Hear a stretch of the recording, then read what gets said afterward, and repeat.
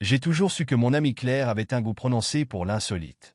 Depuis l'enfance, elle était fascinée par l'étrange, par ces choses que la plupart des gens trouvaient dégoûtantes ou dérangeantes.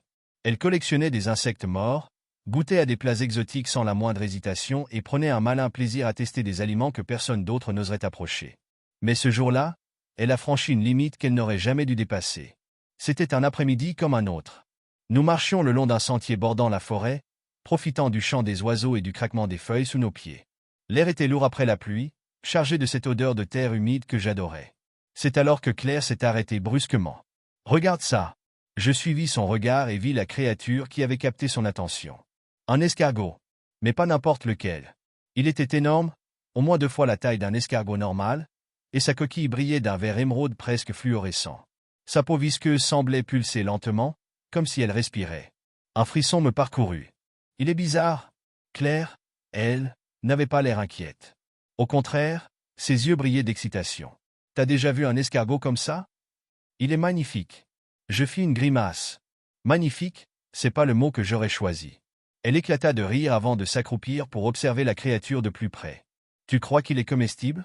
Tu plaisantes? » Elle haussa les épaules avec un sourire en coin. « Les escargots, ça se mange, non?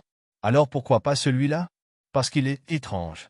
Et que quand quelque chose a l'air aussi bizarre, c'est qu'il y a une raison. » Claire ignora mon avertissement et attrapa l'escargot du bout des doigts. Il laissa une traînée de bave épaisse et collante sur sa peau. Elle le plaça dans une petite boîte qu'elle avait toujours sur elle, au cas où. « Je vais l'emmener chez moi et voir si je peux en faire quelque chose. » Je soupirai. « Tu vas t'intoxiquer avec tes expériences à la con. » Elle me lança un regard malicieux. « On verra bien. » À ce moment-là, je n'aurais jamais pu imaginer ce qui allait suivre. La disparition de Claire. Le lendemain, Claire ne vint pas en cours. D'abord, je n'y prêtais pas trop attention. Peut-être qu'elle avait mal dormi ou qu'elle avait simplement décidé de sécher les cours. Mais le deuxième jour, son absence commença à m'inquiéter. J'envoyais des messages. Aucun ne reçut de réponse. J'appelais. Sa sonnerie résonnait dans le vide, sans que personne ne décroche. Le troisième jour, mon inquiétude se transforma en une angoisse sourde. Claire n'était pas du genre à disparaître sans prévenir. Il fallait que je sache ce qui se passait. Je me rendis chez elle en fin d'après-midi. Sa maison était une vieille bâtisse en bordure de la forêt, un peu à l'écart des autres habitations. L'endroit avait toujours dégagé une atmosphère étrange, mais ce jour-là, quelque chose semblait différent. Dès que j'atteignis le seuil, un frisson parcourut ma colonne vertébrale. La porte était entr'ouverte. Un silence inquiétant régnait à l'intérieur. « Claire ?» Pas de réponse. J'hésitai un instant avant de pousser la porte. Une odeur immonde s'échappa immédiatement, m'arrachant un haut le cœur. Un mélange nauséabond de pourriture, d'humidité et de quelque chose d'indéfinissable, quelque chose de profondément anormal. Je plaquai une main sur ma bouche et avançai à pas lents dans le couloir plongé dans la pénombre. L'odeur devenait plus forte à mesure que je progressais vers la chambre de Claire. Mon cœur battait à tout rompre.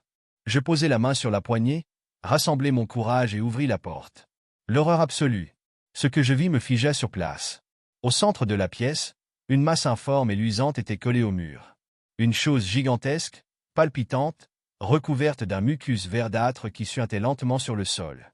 Une odeur insupportable de chair en décomposition saturait l'air. Je suffoquai. Mais ce n'est pas ça qui me terrifia le plus.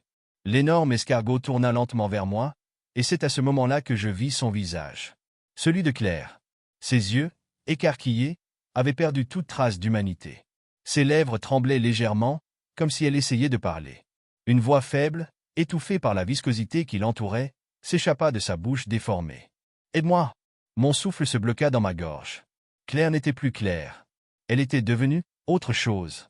Je sentis mes jambes trembler. Mon cerveau refusait d'accepter ce que mes yeux voyaient. Puis, lentement, l'escargot bougea. Il glissa vers moi, laissant derrière lui une traînée épaisse de bave verdâtre. Mon instinct prit le dessus. Je fis un pas en arrière, puis un autre. Puis, sans réfléchir, je fis demi-tour et me mis à courir. Je dévalai les escaliers, manquant de trébucher, et me précipitai hors de la maison, aspirant l'air frais à plein poumon. Je n'ai jamais su comment j'ai réussi à rentrer chez moi ce soir-là. L'après, le lendemain, je tentai de parler de ce que j'avais vu. Mais qui m'aurait cru? Les gens dirent que Claire avait simplement disparu. Une fugue? Un accident? Les théories allèrent bon train. Puis, quelques jours plus tard, la maison de Claire brûla. Un incendie étrange, sans explication. Les pompiers ne retrouvèrent aucun corps. L'histoire fut vite oubliée. Mais moi, je n'ai jamais oublié. Et parfois, lorsque la nuit tombe et que je marche seul dans la forêt, j'entends un bruit étrange. Un frottement humide sur le sol, un souffle visqueux entre les feuilles. Et un murmure. Faible. Déformé. Aide-moi. Moralité. La curiosité est un piège.